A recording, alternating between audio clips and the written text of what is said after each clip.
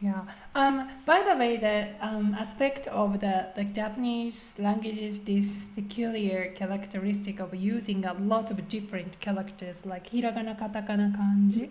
Especially kanji, I think take up a lot of like a portion of this JLPD exam. Like disproportionately, considering English, English do not have that proportion first of all. But in this language examination, you have to like be able to like using these kanji characters, and they have so many portion of the test, like they allocate it to the like how well students do kanji. What do you think about it? I Because think yeah. it's good because Oh yeah. ultimately, if you want to live in the country, they have kanji. Yeah. However, some people don't need to learn how to write. Uh-huh. Uh-huh. So maybe learning how to recognize kanji reading is good, but I think maybe in the writing portion, maybe they shouldn't require it. But I don't know. Overall, I think it's good. Oh yeah. Oh, do you enjoy kanji studying personally? I love kanji. That's one of the main reasons I became Oh really? interested in Japanese. I remember when I was a child, I went to a Japanese restaurant and they had a painting of a mountain and they had the kanji for Yama there. And I saw it and I was like, that's a very ugly drawing of a tree. And then when I went to school and I found a book with these same characters, I got it and it was a Chinese book. And I found the character for mountain. Uh-huh. And I was like, oh, so it wasn't a picture of a tree. It was writing Uh-huh. for foreign languages. So I thought it looked really cool after that. So whenever I Oh. speak kanji, I love it. However, now when I say Chinese or Cantonese, I'm like, it's too overwhelming, too much kanji. But when I found Japanese, I was like, oh, it's perfect balance of some beautiful kanji and then easier letters. So that's why I really like Japanese writing, and I think it's just so beautiful. Oh yeah. Always you can take a pause, right? Pause. Pause. Kanji pause.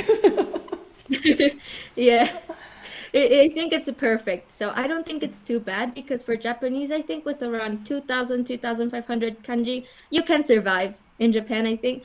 But in a country like China, Taiwan, Singapore, no, you cannot.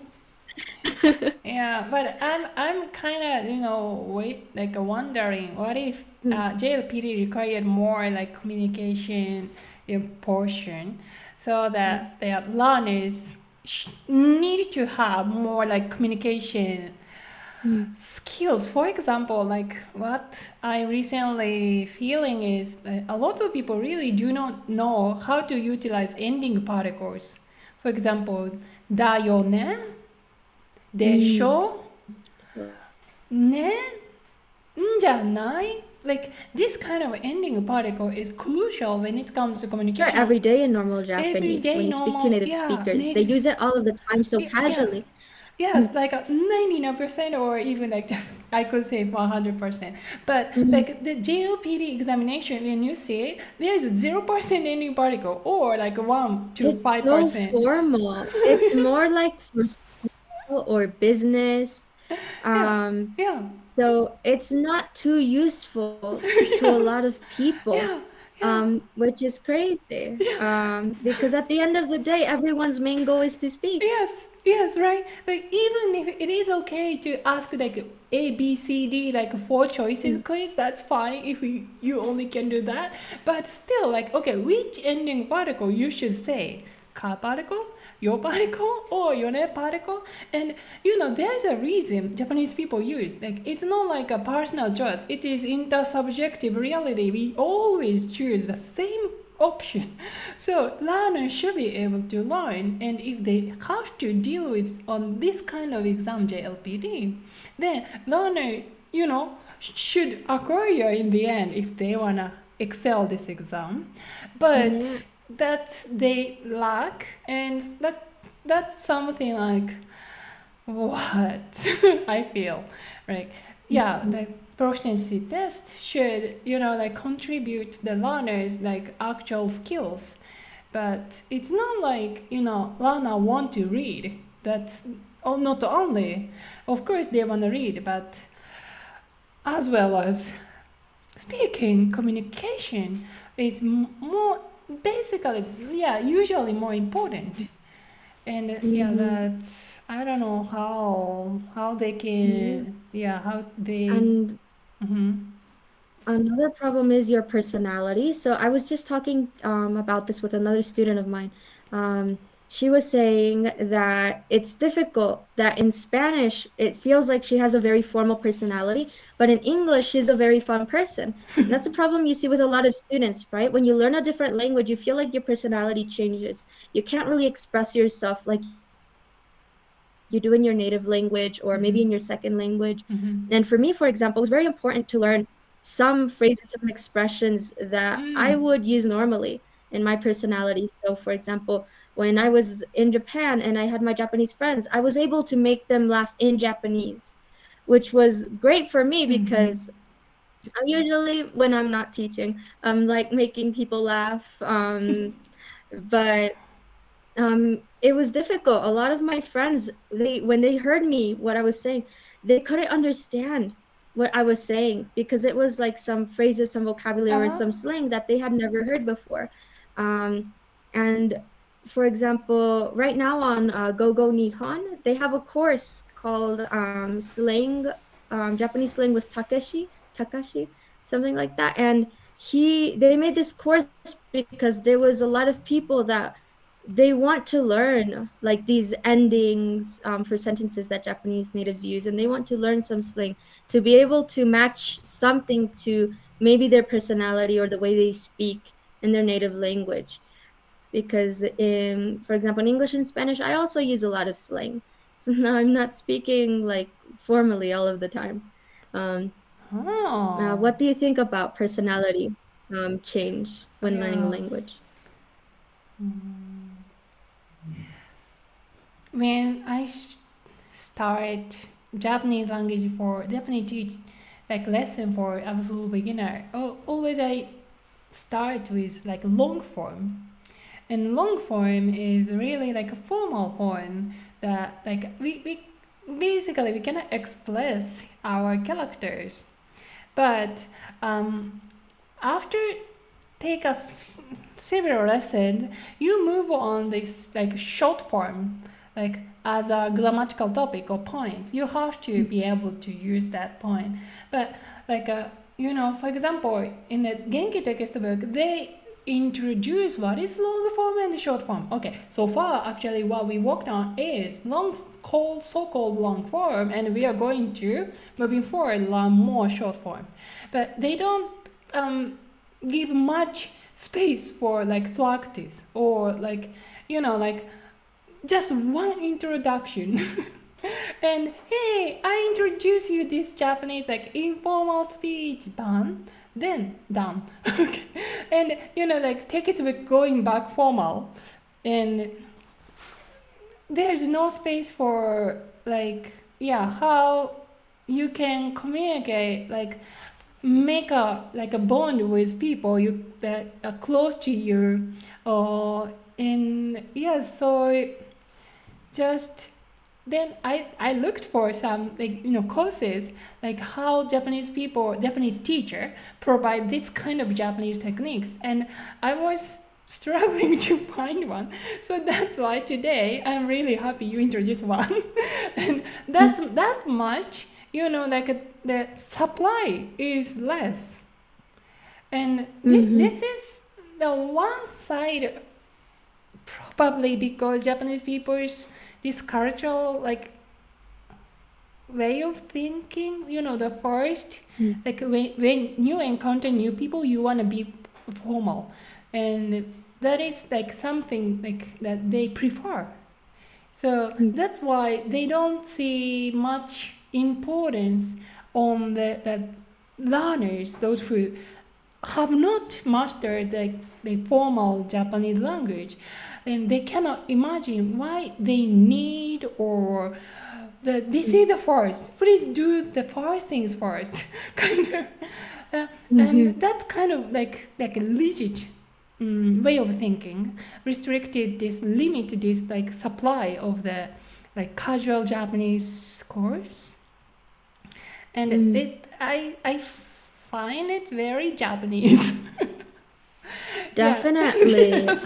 And they're right. When you're in Japan and you're speaking to most people, especially seniors, you're going to use formal Japanese with them, right? You want to be polite, but that's also like a huge barrier when you want to make friends in the country. Yes, Because if you're speaking formally, a lot of times they might not want to be friends with you.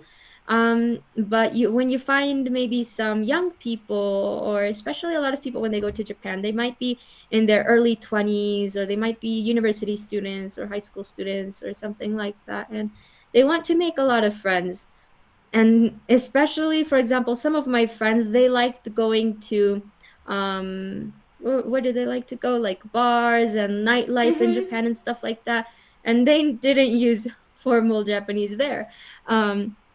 So yeah, you probably want to learn that. And this course that I told you, for example, Takashi's course, it's only a 5-day course, and it is like 8,400 yen, I think. yeah, one So I think JLPT. something like that is worth it for beginners that just want to learn some Is it informal online type. course? Yes, want me to send you the link? Yeah, no. Actually, I found already. I'm seeing these 5 days. Like, yes, he's like content. Yeah, like he providing a lot of videos, quiz, and like some readings. So like probably when you sign up, you can each day you can do this like watching videos and do some quizzes and get and reading. That's probably the content. Do you think you will have the converse with teacher Takashi? Maybe not. I'm not sure. I think if it's already a filmed course, I think maybe not, because Takashi, he's a YouTuber, Okay. and I was surprised because he does interviews to foreigners and Japanese people in Japan, talking about different cultural aspects. And I was surprised that he came out with this course, because in his videos, he doesn't really, the videos I've seen, he never really taught Japanese. It was more interviews. So I was very surprised You when they even came out with didn't this. realize he is as our teacher. Yeah, He I was don't know your. if he actually I see. I is, see. but I see. maybe. But yeah, I was surprised because he's very popular YouTuber. All of my friends that are learning Know Japanese him. watch him. Ah. Mm-hmm. Nice. Yeah, I might have seen his video too. Like Maybe. interviewing Japanese, like the expert in Japan or somebody, like a really good Japanese speakers. And I talking about- remember him because I remember, his English accent is not very good. So that's how I remembered him. Because okay, that's cute. Yeah. you can still kind of understand him very well. And in his interviews, they also speak some Japanese, so that's also why I like watching him. So I can like hear a few Japanese words here and there. And yeah, it's definitely great content. Okay, sounds great. Yeah, but how about English? Since the English, for example, like linguistic characteristic, English is like in the first from the beginning, it's really casual. So you don't have to like consider like polite English or casual English. So that usually like as a teaching materials, there's not so much like casual communication English. That kind of like. No, the only right? difference is if you want to learn business English, that's something I don't teach and I'm not familiar with. But there you do have to learn some different vocabulary and then some industry specific terms. But yeah, in general, like you said, there's really not much of a difference between formal and informal English besides like the use of contractions or certain vocabulary. But it's definitely not a concern. So when I found out that in Japanese they had these basically, what would it be, 3 different types of Japanese that were like informal, formal, and then the business type. Yeah. I was Yeah. I almost cried. I was like, what? Okay, that's true. That's true. Okay, Mm. let's go to the ending. You cried.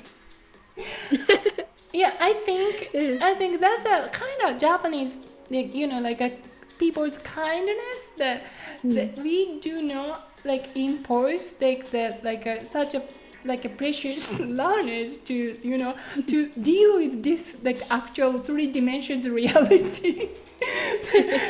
Rather like make the reality like concise or simple.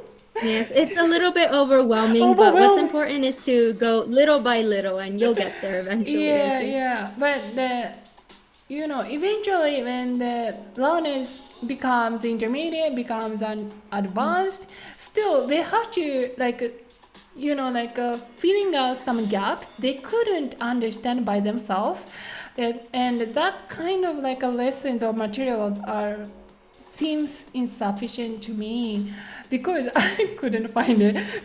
And yeah, so that's a if English has it, if the Spanish has it, then Japanese, teachers might follow that trend. However, that's very Japanese linguistic characteristic that we have to invent by themselves, and we have to see the demand first.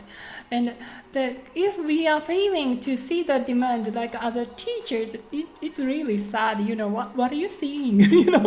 Like how do you see the like learners in Japan struggle in their life, right? Yeah, so that's a kind of shame. But anyway, thank you for coming today. Today we talked about language processing examination, really good, and I'm really excited about your TOEFL today, JC さん。頑張ってくださいね。はい、頑張ってください。Good luck. Okay, then. じゃあまた、maybe in 2 weeks or so, do the same session together. ありがとうございました。じゃあ、ありがとうございました。頑張ってね。またね。